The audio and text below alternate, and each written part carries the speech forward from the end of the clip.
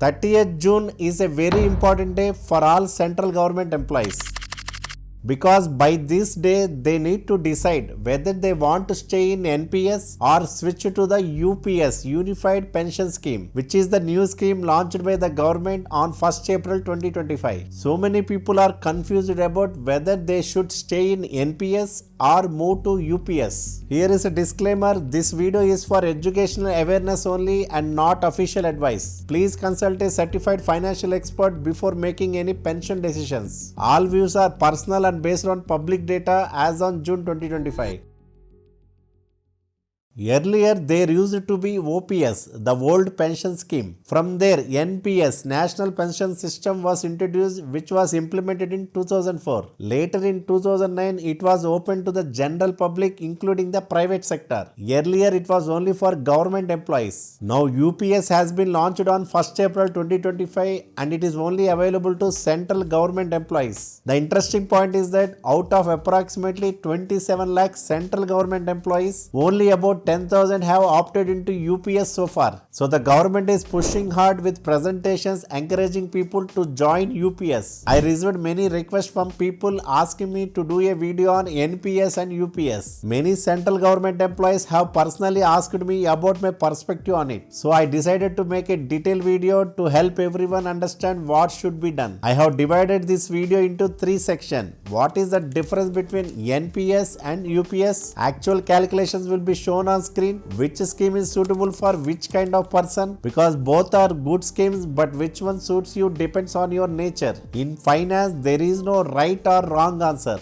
The best answer is the one that you understand and suits your situation. So I made the video keeping this in mind. Before going ahead, let me tell you that only about 20% of you have subscribed to this channel. Guys, we put in a lot of effort and bring valuable videos for you. You appreciate them too, so please do subscribe. My goal is to take it to 50% subscribers, because that gives me motivation. Hello friends, I am Bala, your business, finance and passive income coach and founder of Bala Edge. I have brought a detailed decoding video to help central government employees decide by 30th June whether they should stay in NPS or move to UPS. Make sure to stay till the end of the video, as you will understand what suits your nature. So guys, let's understand what is the difference between NPS and UPS. First, let's understand NPS, National Pension System. As an employee, you can contribute up to 10% of your basic salary and dearness allowance (DA). All government employees know they receive a basic salary and a DA, which is adjusted yearly according to the inflation. As of now, the DA is approximately 55%. If someone's basic salary is 25,000, then 55% of that is 13,750 rupees will be the DA. So the total of basic plus DA becomes 38,750. Any pension scheme, including NPS, is of two types: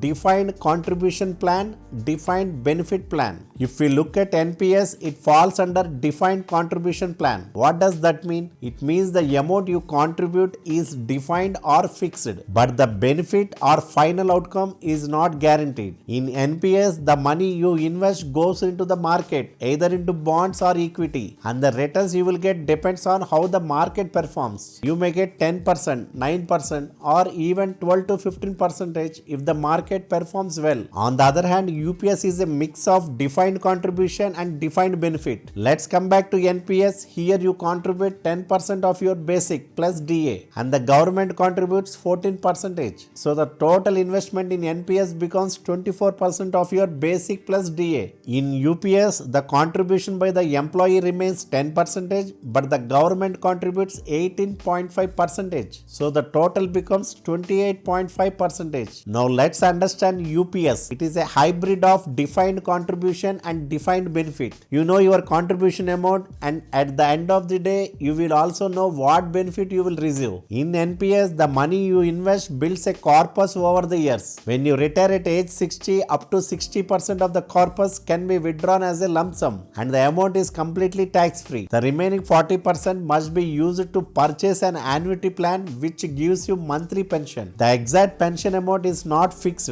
because it depends on market returns. But in UPS, the final benefit is defined. The government says that on the day you retire, 50% of your basic plus DA will be given to you as a guaranteed pension amount. Now let's simulate both the cases. Stay tuned as it will help you to decide. Please remember the following examples are only simplified projections to help you understand the concept better, not personalized advice. Let's take an example. Suppose a person was born in 1990 and joined government services in 2015. He will retire in 2050 at the age of 60. That means he will have 35 years of service. Let's assume his basic salary is 20,000 with a DA of 55%. The DA will be 11,000, making his total basic plus DA equal to 31,000 rupees. Let's assume the salary and DA increases by 6% annually due to the government revisions every 10 years. So at the retirement, his final basic plus DA will be approximately 2,39,000. Now let's see what happens in NPS. In 35 years, the employee will contribute 10% of basic plus DA every year. This comes to about 44 lakh rupees. The government contributes 14%, which amounts to 62 lakhs. So total contribution equal to 44 lakhs plus 62 lakh, that is 1 crore around. Now let's assume a 10% return on investment from different NPS fund managers investing in bonds and equities. At retirement, the NPS corpus will be about 5 crores. Out of this, you can withdraw 60% lump sum tax free, that is 3 crore rupees. The remaining 40%, that is 2 crore rupees, will be used to buy an annuity plan which pays monthly pension. Now let's assume you put the lump sum 3 crore rupees in a fixed deposit at 6% interest. You will earn 1,50,000 per month. The annuity plan gives you 7% interest, which is around 1,20,000 per month. The total monthly income equal to 1,54,000 plus 1,20,000, that is 2,74,000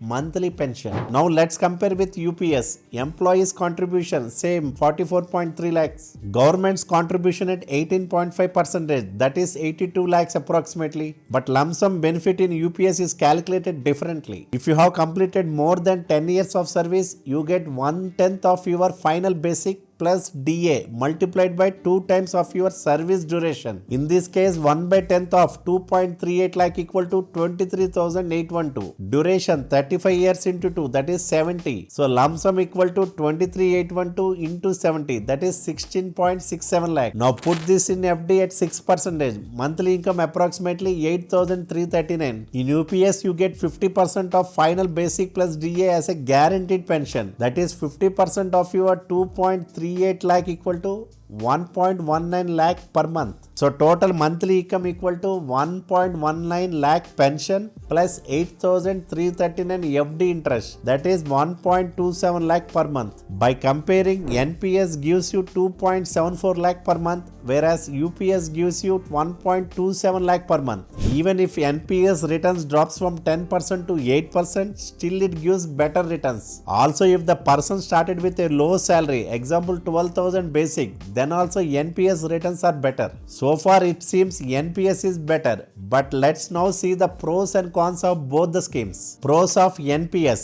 NPS is market linked, so it has the potential to generate higher returns over the long term, especially since you are investing for 30 to 35 years. If you decided to switch to a private job later or leave the government sector, your NPS account stays with you. The corpus remains intact even under the new tax regime. NPS offers tax benefits. Contributions. Employee and employer are eligible for tax deductions. NPS gives you flexibility in investment choice. Up to 75% can be invested in equity and the rest in the bonds. If you are risk averse, you can keep a lower equity allocation. You can withdraw 60% of the corpus as a tax-free lump sum at retirement, which gives financial freedom to reinvest or manage large expenses. The annuity portion 40% ensures monthly pension, and if you select the right scheme, the remaining value can be passed on to your family after your death. Cons of NPS. The pension amount is not inflation adjusted. If inflation rises, your monthly payout might lose value over time. Pension depends on prevailing market interest rates.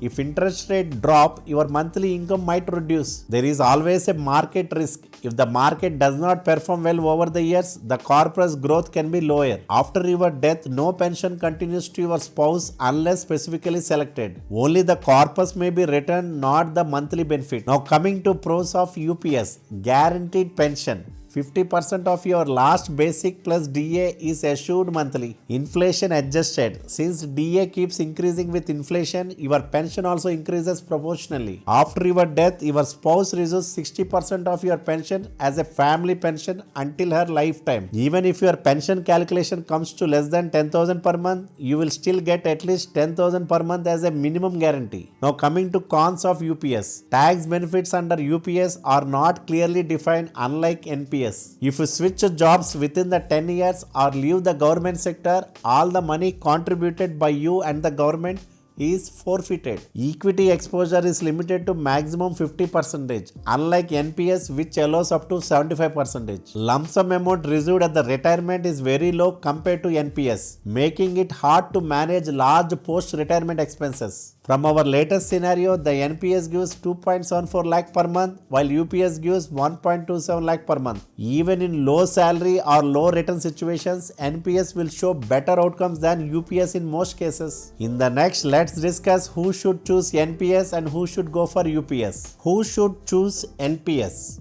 If you have knowledge or interest in investments, or you are willing to learn and manage your finances actively. If you are confident that when you retire, you can manage your lump sum amount wisely to earn stable income. If there is a chance you might switch to a private job in the future or want flexibility, NPS is better. If you plan to start a business or exit your job within 10 years, NPS let you to retain your saving. If any of these four apply to you, NPS is a better option. Next, let's see who should choose UPS. If you don't have knowledge about investments or not comfortable managing market linked instruments, if you are sure that you want to serve the government for the next 30 to 35 years, with no plans to switch to private jobs or business. If you want clarity about your post-retirement monthly income and security of your spouse after your death, in these cases, UPS is more suitable for you. So friends, I don't think anyone has explained NPS, UPS in such a slow, calm and detailed way. Please let me know in the comments how you liked the explanation. Also, please share this video with friends who are confused about whether to opt for NPS or UPS. It will bring them clarity. And let me know in the comments what topics I should cover you next. Until then, this is Bala signing off.